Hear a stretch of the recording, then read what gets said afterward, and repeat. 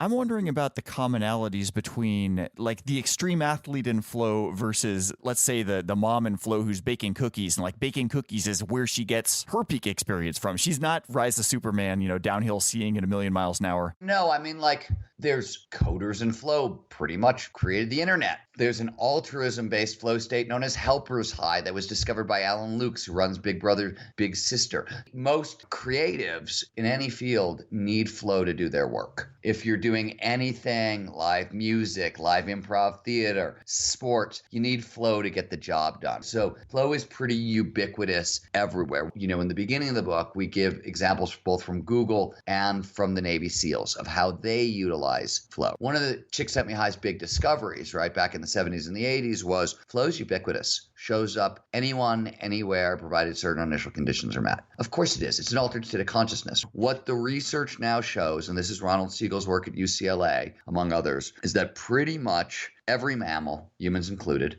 most birds, and some insects have found a way to alter their consciousness to improve performance, one way or another. Whether it's finding native psychoactive plants, which lots and lots of species of animals have done. Children will spin in circles, they'll hyperventilate, they'll roll down hills. We see it all over the place. And the reason is, turns out there are certain critical skills that altered states of consciousness are the very tool evolution gave us to solve these problems with. If it comes to how do we heal trauma, how do we deal with hyperanxiety, how do we deal with extreme stress, how do we handle creative problem solving, situational awareness, cooperation, collaboration, high-speed decision making, we have a very hard time trying to train anybody in any of these skills. And the reason is they're not skills. We keep trying to train up skills. They're actually states of mind. We're training the wrong thing. For example, McKinsey did a 10-year study and they found that top executives are 500% more productive in flow. Creative studies on non-ordinary states of consciousness, whether you're talking about meditative states,